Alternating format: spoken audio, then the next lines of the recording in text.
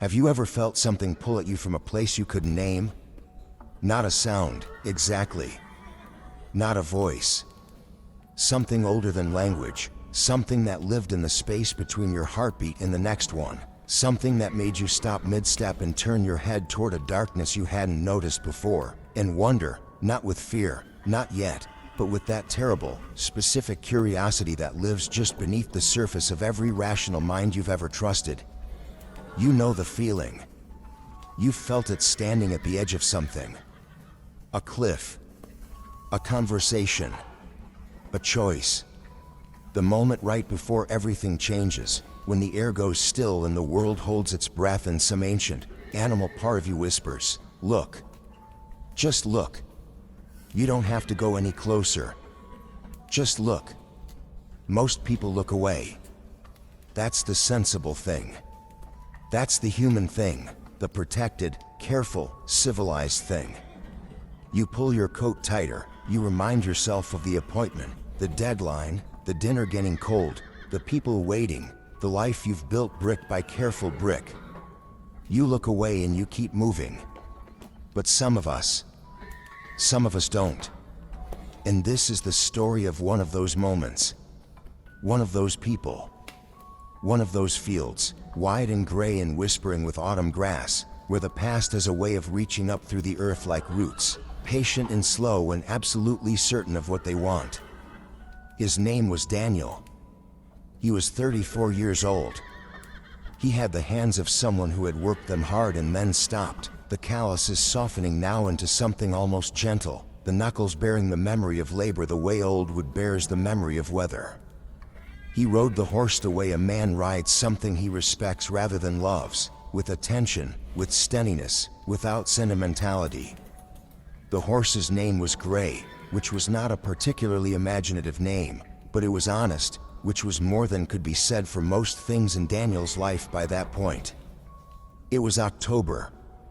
It was that specific shade of October that turns the light gold and thin at the same time, like honey diluted with water, beautiful but missing something. The field stretched in every direction with that particular rural silence that city people romanticize until they actually experience it and realize it isn't silence at all. It is layered sound. Whine through the grass. The distant protest of crows. The rhythmic percussion of hooves on packed earth. The breath of a large animal doing its quiet, enormous work. Daniel was crossing the field because he had been asked to check on the eastern fence line. A simple errand. A physical task with a clear beginning, middle, and end, and he had been grateful for it in the particular way you are grateful for tasks with clear endings when your inner life has become a landscape without obvious borders. He had been living at the farm for 2 months. He had told himself it was temporary. He had stopped arguing with the word.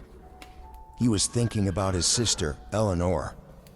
He was always, underneath everything, thinking about Eleanor. She had called 3 nights ago. He hadn't answered. He had stood in the cold farmhouse kitchen and watched his phone vibrate against the wooden table like a small, urgent animal, and he had poured himself a glass of water and drunk it slowly and methodically while the call went to voicemail, and he had not listened to the voicemail, and he had gone to bed, and he had not slept. There were things between them that had no names yet. Or perhaps they had names, and he simply wasn't ready to say them aloud.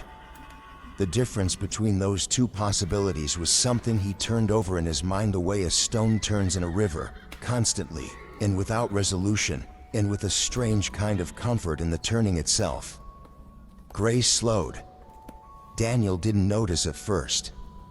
He was deep in the interior country of his own mind, navigating the particular territory of old guilt, and Gray's change in pace registered only as a shift in the rhythm beneath him, the way a change in music registers before you consciously identify it. Then he did notice. He looked up. The well. It sat perhaps 30 feet to his left, half swallowed by the field as though the earth had been slowly, patiently consuming it for years. Ivy covered the stones in dense, dark sheets, the leaves gone red and brown at the edges with the season. the vines so thick in places they had cracked the mortar and driven themselves between the stones like patient green fingers. It was old. Old in a way that communicated itself through the quality of the stone, the depth of the moss, the absolute lack of any human attention. No rope, no bucket visible, no worn path leading to it, nothing that suggested anyone had visited this well in living memory except the ivy in the slow geological patience of the field reclaiming it. Gray had stopped completely. The horse's head hung low, which was not a thing Gray did. Gray was not a theatrical animal. Gray did not perform. Daniel felt the first thin edge of unease slide through him, clean and quiet as a letter opener. He looked at the well. The well was dark. Of course it was dark. It was a hole in the earth. But it was dark in a way that seemed to have depth to it, texture to it, the way a room is dark differently than a forest is dark differently than the space beneath deep water. This darkness had weight. It had presence. Daniel stared at it for a moment with that same human stupidity, that same beautiful, catastrophic curiosity, and felt the question form itself in his chest before his mind had given it permission. How deep? He sat very still. The wind moved across the mouth of the well and made a sound. Low. Resonant. The way wind makes a sound across the mouth of a bottle, but bigger, older, as if the bottle contained something other than air, as if the contents of that darkness had their own acoustic properties, their own way of shaping the breath of the world into something almost recognizable. Almost like a note. Almost like the beginning of a word. He should have kept moving. He knew that. The fence line waited. The erring daylight was burning down in that particular October way, fast and without apology, and a man on a horse in an open field in fading light with a task unfinished had no business sitting still and listening to the wind. He knew all of this. He sat still and listened to the wind. And then he heard it. It began so gradually that he spent 2 or 3 seconds believing he had imagined it, the way you spend 2 or 3 seconds believing the smell of smoke is something else, something ordinary and safe, before the deeper part of your brain overrides the argument and says, no. That is what you think it is. A creak. Dry and metal and slow. The specific, grating complaint of iron that has not moved in years, decades, perhaps being asked to move again. A sound so physical, so material, that it seemed to have weight, to have texture, the way certain sounds do when they carry within them the record of their own long silence. He could feel it in his back teeth. He looked at the well. The handle of the iron crank was moving. Slowly. Incrementally. With the terrible patience of something that is not in any hurry because it has no concept of hurry, no relationship with time that resembles the human one. The handle was turning and no hand was on it, and the chain, heavy, iron, dark with old water and older rust, was beginning to coil upward from the depths, link by deliberate link, with a sound like bones. Gray made a sound. Not a scream. Not the dramatic whinny of horses in films. A short, compressed exhale through the nostrils, almost a cough, the sound of an animal exercising enormous restraint over an instinct that was telling it, with absolute conviction, to run. Daniel could feel the tension in the horse's body, the coiled readiness, the shallow rapid breathing that had replaced the steady rhythmic breath of moments before, and some part of him registered that this was important information, that animals are honest about fear in a way humans have largely unlearned it. That Gray was doing him the courtesy of being afraid on his behalf since he seemed to be failing to do it himself. He didn't move. He watched the chain rise. If this moment feels familiar to you, not the well, not the field, but that paralysis, that specific human failure of self-preservation that looks from the outside like bravery and feels from the inside like something else entirely, like an inability to look away from the thing that might break you because some part of you believes that if you watch it long enough you will finally understand it. If that feeling lives somewhere in you, you aren't alone.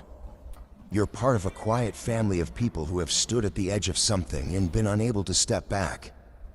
who've held the phone and watched it ring, who've stood in doorways they couldn't walk through, who've waited.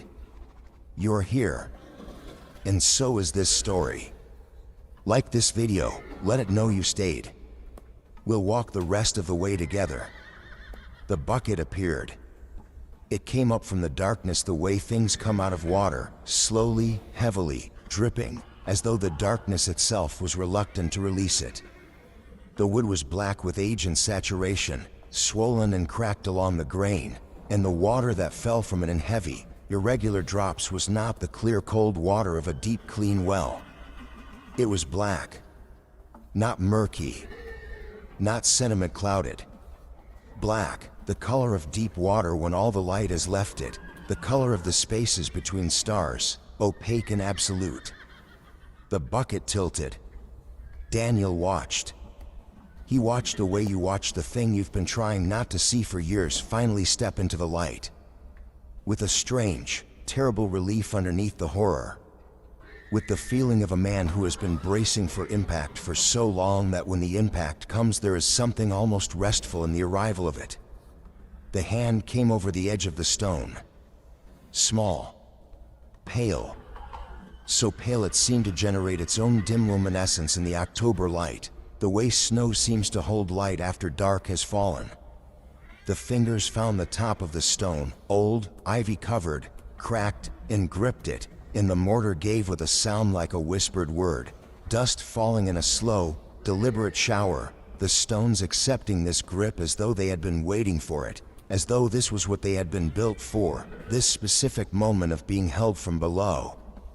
Gray moved. Daniel did not decide to go.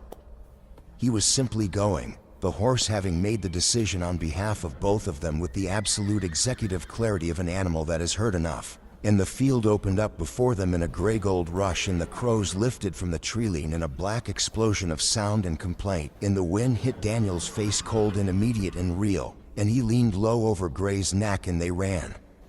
The sound followed him. Not the crank. The crank was behind him now, lost in distance. The sound was something else. Something in the architecture of the memory itself. The way certain sounds install themselves in the body rather than the mind, so that later, in the farmhouse kitchen, making tea with hands that were steadier than he expected, he could still feel the vibration of it in the back of his jaw, the dry iron complaint of that turning handle, the slow patient arrival of something from the dark. He sat at the kitchen table for a long time after. He thought about Eleanor.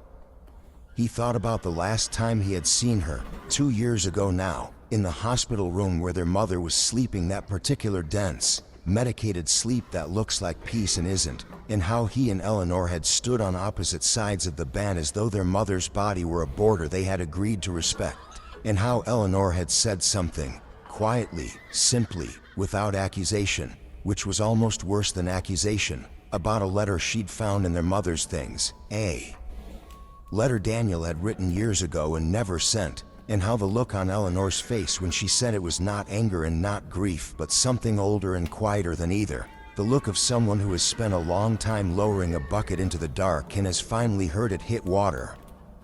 He had said nothing. He had said nothing for 2 years. He reached across the kitchen table and picked up his phone. The voicemail was 43 seconds long. He listened to it with his eyes closed and his hand flat on the cold wood of the table, his breathing very slow and deliberate, the way you breathe when you are trying to stay inside yourself rather than drift into the easier country of avoidance. Eleanor's voice was tired. Not angry tired. Just tired, the specific exhaustion of someone who has been patient for longer than patience was designed to last. She said his name once at the beginning and once at the end. In between she said, "I'm not calling about the letter. I just wanted to know if you're all right. I think about you a lot. I think we've both been standing at a distance looking at something we're afraid of, and I'm tired of being afraid. Call me back if you want. Or don't. But I want you to know I'm here." The message ended. Daniel sat with the silence it left behind, which was a different kind of silence from the field, warmer, more textured, carrying within it the echo of a voice that knew his name. Outside, the October dark had come down fully. The farmhouse held its old familiar warmth around him, the tick of the radiator, the distant sound of the wind finding the gaps in the eaves, the small reliable sounds of a building that has stood long enough to have opinions about weather. He thought about the well. He thought about the hand on the stone and the cracked mortar and the black water falling. He thought, some things come up from the dark whether you're ready or not. He thought, maybe the question isn't whether to look. Maybe the question is whether you're going to be standing there when it arrives, or whether you're going to be 3 fields away, heart hammering, jaw aching, running. He pressed call. It rang twice.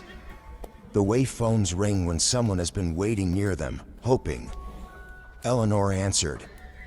She sent his name. Just that. His name, in the voice he had grown up with, the voice that had called to him across backyards and dinners and arguments in years, the voice that was the first human voice he had ever known as a specific, beloved, irreplaceable thing.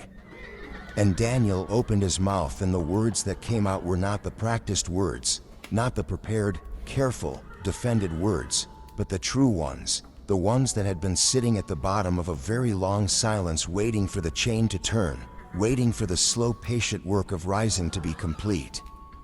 He said, I got your message. I'm sorry it took me this long. I want to talk, if you still want to. She said, I've always wanted to. Outside, the wind moved across the field. The ivy on the old stone well shifted in the dark, its leaves catching what little light the thin moon offered. The chain hung still. The bucket rested at the top of its long ascent, its black water gone, though it beginning already its slow return to dryness. Somewhere in the deep dark below the stones, in the cold earth and the older silence, something had finished its business for the night and gone back to waiting, the way the past always waits, patient, unhurried, absolutely certain that eventually, one way or another, you will stop running and turn around. The crows had gone quiet. The field was still. In the farmhouse, a light burned in the window. Daniel talked to his sister until the hour was unreasonable and the tea had gone cold twice, and he had sent things he had not sent in 2 years, and some of them were hard and some of them were harder, and Eleanor sent things too, and some of them landed gently and some of them landed like stones in deep water, and they stayed on the line together through all of it, neither of them hanging up, neither of them stepping back, both of them standing at the edge and this time choosing, separately and together, not to look away. This is what the dark asks of us sometimes. Not to follow it. Not to go down into it. Just to be present when it rises. Just to be standing there, unhurt, breathing, when the hand comes over the stone, the hand of the thing we haven't faced, the conversation we've been avoiding, the name we haven't said, the grief we've been managing from a careful, practiced distance. Just to witness it and not run.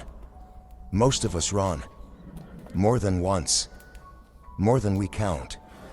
But we come back too. That's the part we don't say enough. We come back to the fields, to the wells, to the phones that have been vibrating on cold kitchen tables for 3 days. We circle back, the way Gray would have circled back eventually, because even the most flight-tuned animal has a homing instinct, a northward pull toward what it knows, what it loves, what it left in the middle of something that frightened it. You've run from something. You know you have. Some conversation, some person, some room in your own interior that you've been locking and relocking because you aren't ready, because the mortar might crack when they grip the stone, because the water is too dark, because the sound of the chain is too much. You don't have to go today. You don't have to call today. But the crank is turning. Slowly. Patiently. With all the time in the world. And what's coming up from the dark is yours. It has your name on it. It always has. And the light is still on. And the line is still open. And somewhere, on the other end of a distance you thought was infinite, someone who knows your name is waiting near their phone, hoping it rings twice before you lose your nerve. If this story reached into a place you didn't expect, if something in this field felt familiar, if you've got your own well and your own chain and your own Eleanor you haven't called, leave your story in the comments. Even a word. Even just, I know. We're a sanctuary here, a quiet gathering of people who stand at the edges of things and sometimes stay long enough to see what rises. Subscribe if you want to keep walking. Stay as long as you need. You're not alone in the field.